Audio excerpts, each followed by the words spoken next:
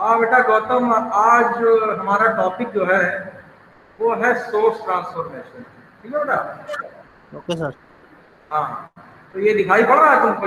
ये फिगर जो मैंने शेयर किया, शेयरिंग पे लगाया, दिखाई पड़ रहा है? हाँ सर, स्क्रीन शो हो रही है। अच्छा, तो आज हमारा यही टॉपिक है।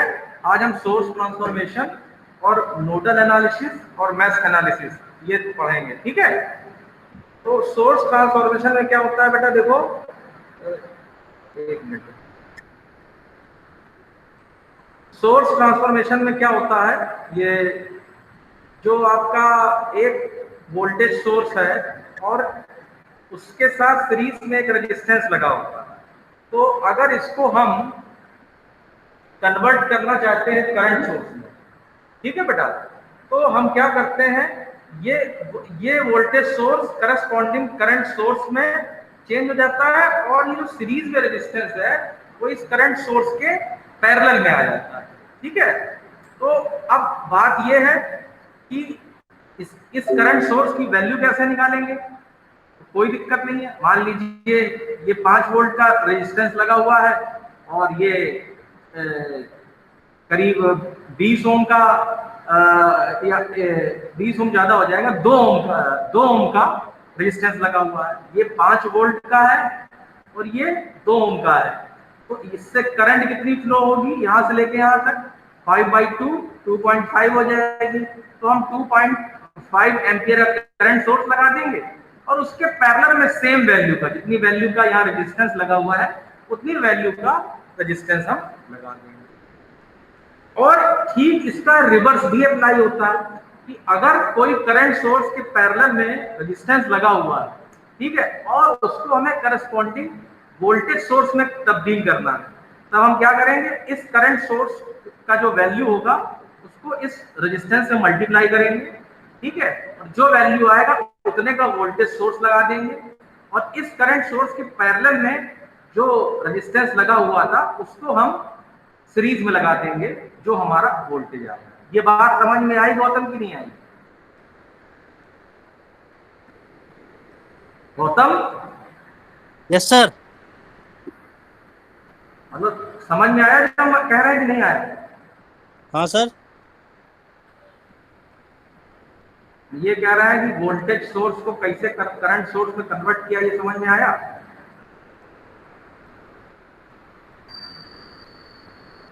चलो अच्छा ठीक है, कोई बात नहीं, इसको पढ़ना तो समझ में आया।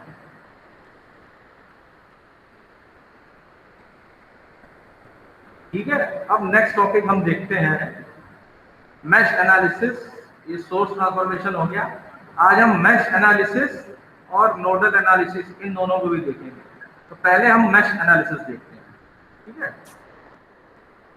मैश एनालिसिस, ये देखो, ये ये एक कॉम्प्लेक्स सर्किट है। ठीक है। इसमें एक इवन वोल्टेज लगा हुआ है। ये एक क्लोज लूप है। ठीक है, जिसमें R1 रेजिस्टेंस, R3 रेजिस्टेंस है, R2 रेजिस्टेंस है। ये एक दूसरा लूप है जिसमें E2 वोल्टेज सोर्स लगा हुआ है, R2, R3 और R4 लगे हुए हैं। और एक ये तीसरा लूप है। ठीक है। तो इसमें करना कुछ नहीं, आप करंट की डायरेक्शन इसी फिगर के अकॉर्डिंग इन्होंने क्या किया, देखो क्लॉकवाइज घुमा रखी है। ठीक है। ये देखिए सारी करंट की डायरेक्शन क्लॉकवाइज हमने मान ली है। I1 की डायरेक्शन ये है मैश 1 में, मैश 2 में I2 की डायरेक्शन ये है और मैश 3 में I3 की डायरेक्शन इस तरह मान ली। ठीक है। तो अब हमको मैश एनालिसिस में डिफरेंट मैश में कैसे हम केवीएल अप्लाई करेंगे और ओवरऑल अपनी करंट ईच ब्रांच में कितनी करंट फ्लो हो रही है, with the help of this mesh analysis we can evaluate or we can find out। तो हम इस कॉम्प्लेक्स सर्किट को देखते हैं और मैश एनालिसिस को समझने का प्रयास। ठीक है। तो सबसे पहले हम मैश 1 में एंटर करेंगे। इसमें कि इवन वोल्टेज लगा हुआ है और 3 रेजिस्टेंसेज हैं, R1, R3 और R2। ठीक है। अब देखिए इसमें जो लिखा हुआ है E1 माइनस R1 I1, देखिए E1 को इन्होंने पॉजिटिव लिख लिया। और एक बात यहाँ पर जो तो ध्यान रखने वाली है वो ये है कि किसी भी रेजिस्टेंस में बेटा क्या होगा, वोल्टेज ड्रॉप होगा। क्या होगा, वोल्टेज ड्रॉप होगा, और that voltage drop is taken as negative. आप किस पॉइंट से चल रहे हैं, यहाँ पर प्लस E1 है, ठीक है, तो आपने E1 को पॉजिटिव ले लिया। अब जैसे ही ये I1 करंट चल रही है तो R1 रेजिस्टेंस में I1 करंट होगी, तो माइनस R1 इंटू I1, ठीक है। फिर हम इस पॉइंट पे पहुंचे। अब हम R3 में देखेंगे कितनी करंट फ्लो हो रही है। तो R3 में क्या होगा, I1 की डायरेक्शन होगी इधर की तरफ, और देखिए एक करंट और है I3, वो नीचे से ऊपर की तरफ जाएगी, यानी I1 की डायरेक्शन और I3 की डायरेक्शन ऑपोजिट होगी। तो इस R3 में जो है आप लिख सकते हो minus of I1 minus I3 into R3। तो जो माइनस वाली I3 करंट है वो यहां पर प्लस R3 I3 हो जाएगा, ठीक है। इस बात को ध्यान रखना, क्योंकि हम मैश 1 को कंसीडर कर रहे हैं, और इसको शॉर्टकट में समझने का तरीका इस तरह समझ लो कि जब मैश 1 कंसीडर कर रहे हैं तो हम ये मान रहे हैं I1 जो है वो सुपरसीड करेगी I3 से। तो इसलिए R3 रेजिस्टेंस में जो करंट फ्लो होगी वो होगी मेरी I1 माइनस I3, क्योंकि I1 नीचे तक आ रही है।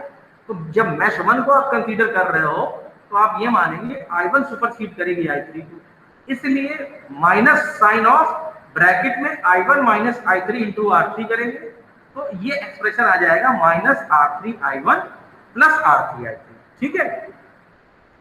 फिर वापस इधर R2 में, अब यहाँ R2 में क्या होगा, R2 में भी वही प्रक्रिया होगी। R2 में I1 minus I2 current flow करेगी, ठीक है। तो यहाँ पर भी वही आ गया, देखिए प्लस R2 I2 आ रहा है और माइनस R2 I1 आ रहा है। तो जब इसको रीअरेंज करेंगे तो कुछ इस तरह का एक्सप्रेशन बनेगा, ठीक बात। अब हम मैश 2 में जाते हैं। मैश 2 में क्या है, मैश 2 में हमारा E2 बैटरी लगी हुई है, R2 रेजिस्टेंस है, R5 रेजिस्टेंस है और R4 है। अब देखिए E2 को तो पॉजिटिव लिया, उसके बाद R2 रेजिस्टेंस में कितनी करंट फ्लो होगी, यहां पर हम ये मानेंगे I2 सुपरसीड करेगी I1 को।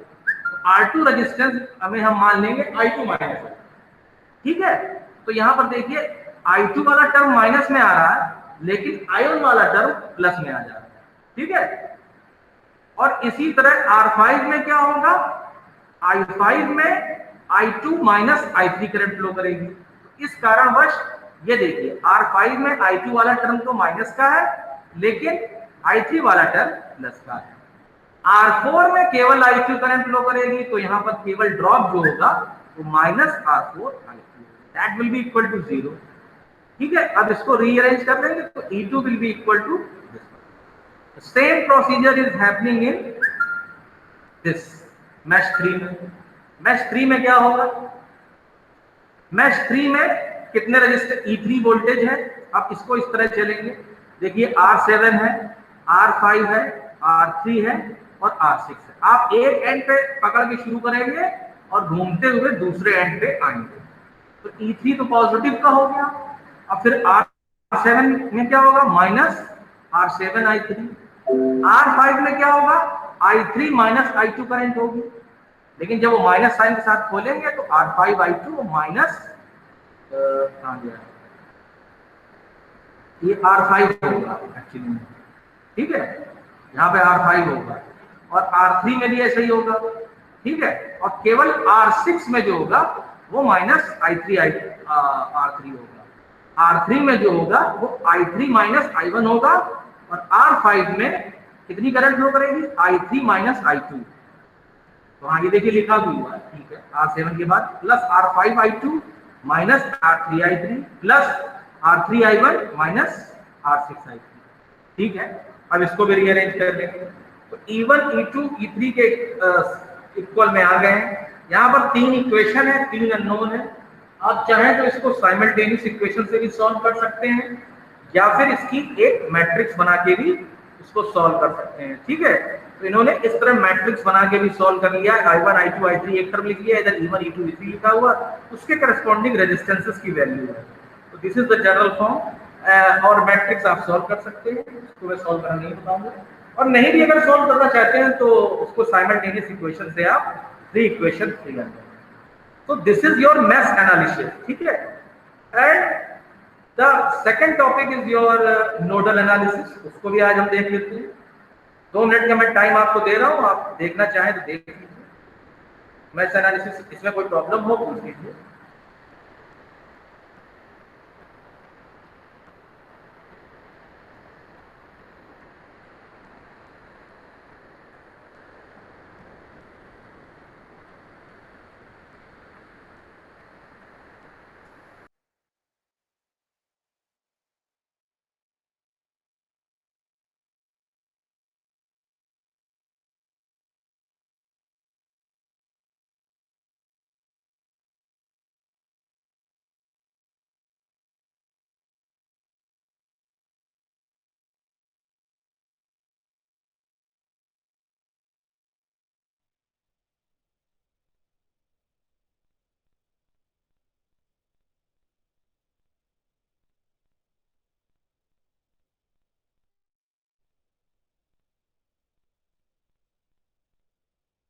बेटा देख लिया?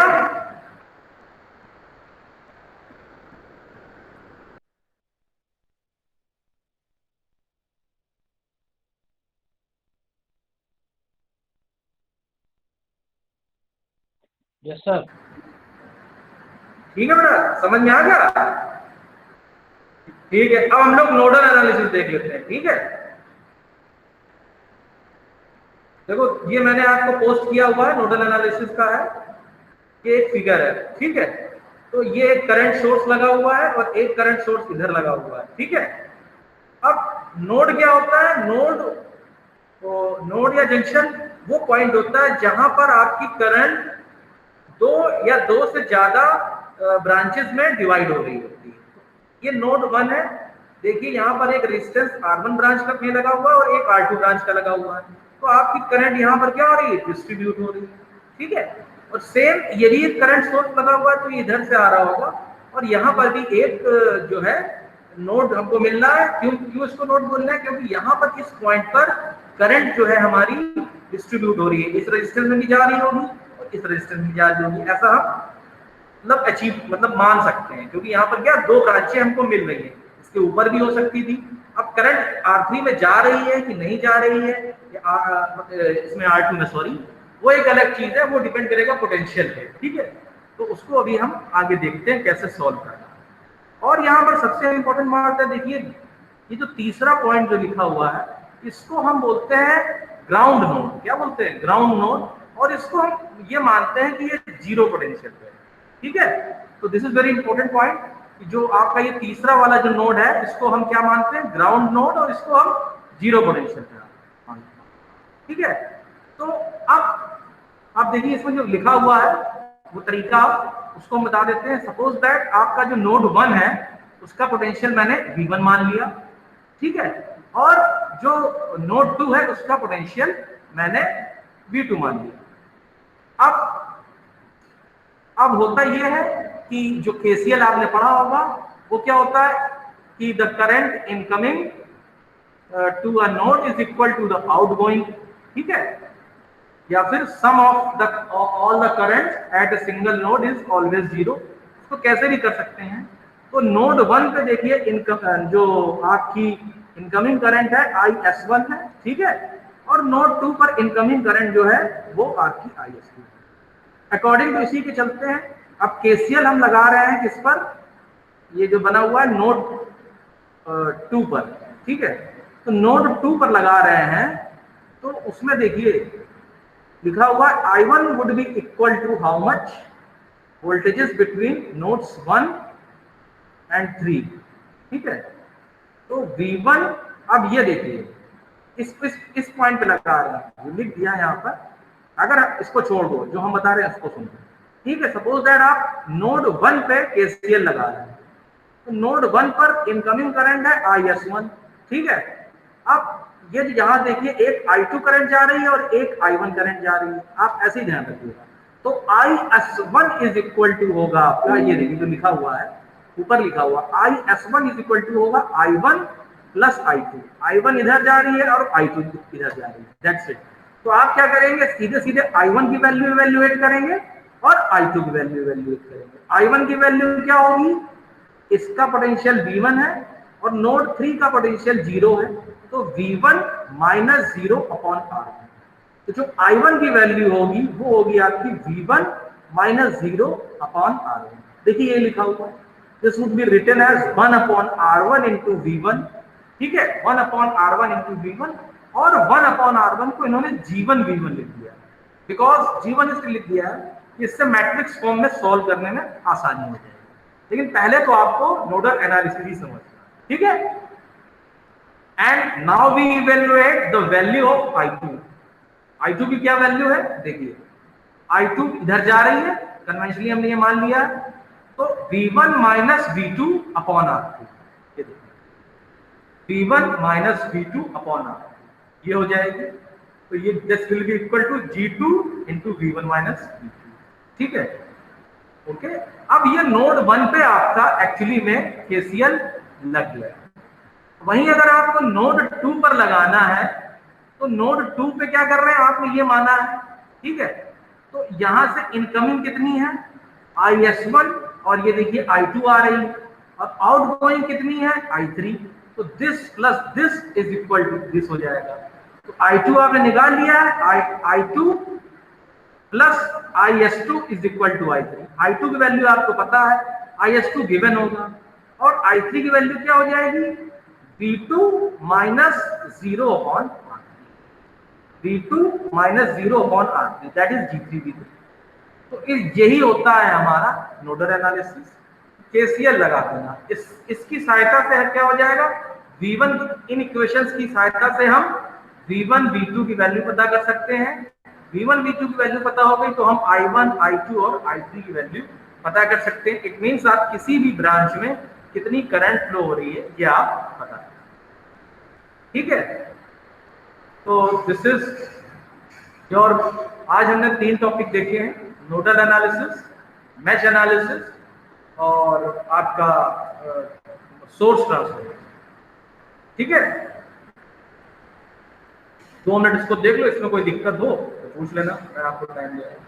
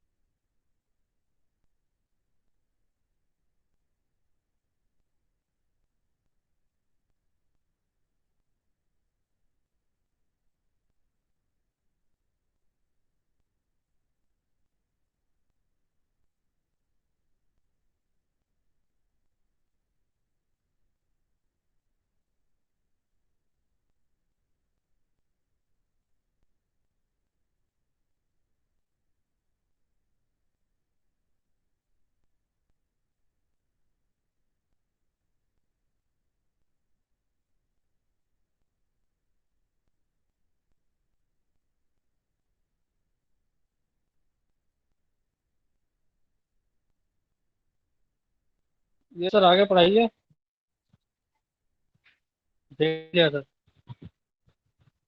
अभी एक पीडीएफ और भेज रहा हूँ, उसमें प्रॉब्लम है, ठीक है। अभी उसको फिर मैं डिस्कस करता हूँ, 2 मिनट रुको।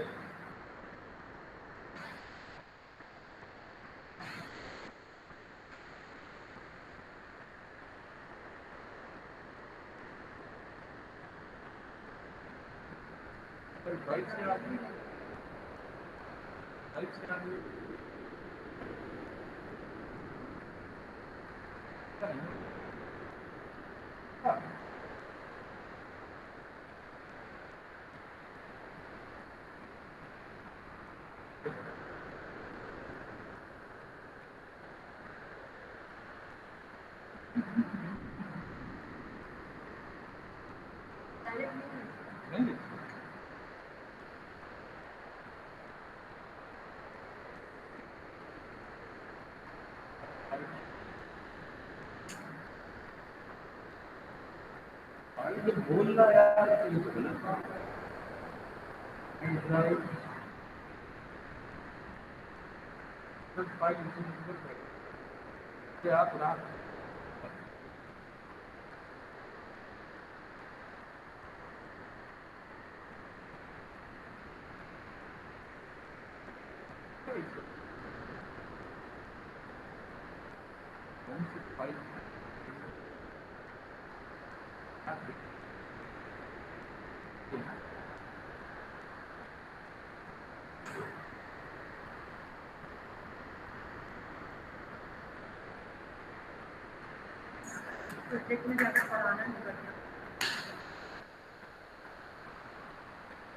मेरे बोलते के अंदर तो बोल्ट नहीं, बोल्ट नहीं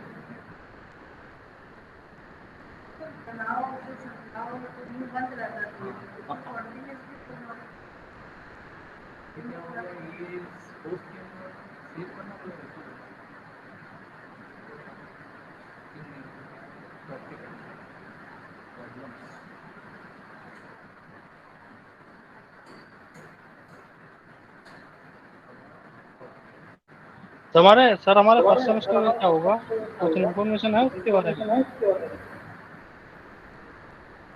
क्या कह रहे हो बेटा? सर फर्स्ट सेमेस्टर के बारे में हमें प्रमोट कर दिया रिजल्ट ना रिजल्ट आ रहा है, रिजल्ट आ रहा है। हेलो। कोई इन्फॉर्मेशन नहीं है। अच्छा सर।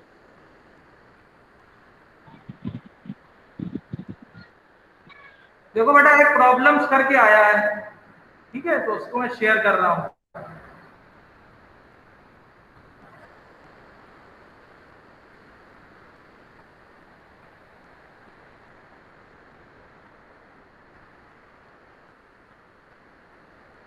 इसमें थ्योरी भी दी हुई है, इसको आप पढ़ सकते हैं।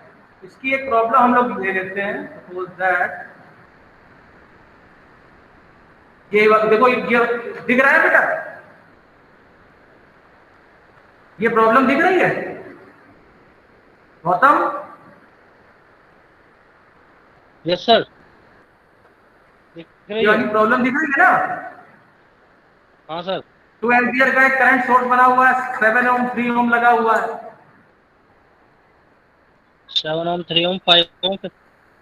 हाँ हाँ, और 15 ओम, ठीक है। तो देखो बेटा, इस प्रॉब्लम को सॉल्व किया है इन्होंने। इसमें 2 वोल्टेज, 2 नोड मान लिए हैं, एक V1 वाला, V2 वाला, और नीचे वाला ये जो रेफरेंस लिखा हुआ है इसको ग्राउंड नोड मान लिया है, ठीक है। तो अब यहां पर हमें नोडल एनालिसिस के थ्रू इस प्रॉब्लम को सॉल्व करना है।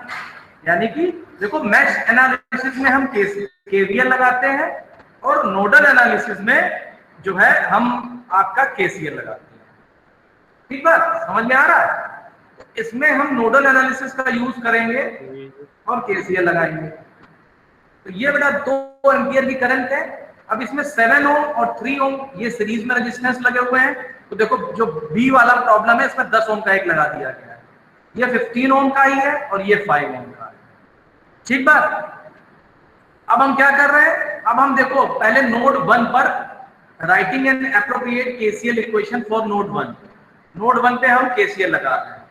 तो आपका देखो ये 2 एम्पियर का इनकमिंग करंट है, V1 पोटेंशियल यहाँ पे जो है, तो यहाँ 15 ओम वाले में सपोज दैट आई जाएगा और जितना और रिमेनिंग इसमें आएगा, तो तुम्हारा 2 is equal to how much होगा, V1 अपॉन 10, यानी कि इस वाली ब्रांच में जितना करंट जा रहा है प्लस इस वाली में कितना करंट जा रहा है plus V1 minus V2 upon 15। ये इक्वेशन समझ में आ रही है बेटा? ठीक है।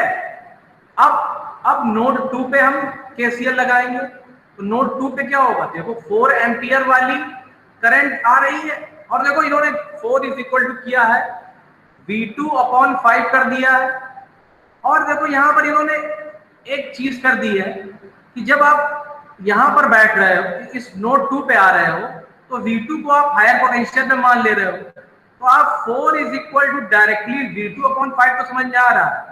आप उन्होंने फिर इस करंट को खत्म कर दिया, इसकी डायरेक्शन रिवर्स कर दी है और सीधे सीधे V2 माइनस V1 अपॉन 15 कर दी। तो यहां से 2 इक्वेशन बनेंगी और 2 अननोन बनेंगे, इसको आप सॉल्व कर सकते हैं। ठीक बात? तो ऐसे ही प्रैक्टिस के और भी क्वेश्चंस हैं, आप लगाइएगा और ठीक है, कोई दिक्कत हो तो बताइएगा। तो आज की क्लास हम यहीं तक रखते हैं, बाकी कोई दिक्कत हो तो पूछ लो। नहीं सर, आप PDF भेज दीजिएगा बस। ये वाला PDF मैंने सेंड कर दिया, ये आपके उसमें पड़ा हुआ है क्लास असाइनमेंट में। ठीक है, प्रॉब्लम्स कर, हाँ मटेरियल पड़ा हुआ है, जो और जो मैंने दोनों दिखाए थे आपको, वो दोनों भी आपके क्लास में मटेरियल वाले सेक्शन में पड़े हुए। ठीक है बेटा?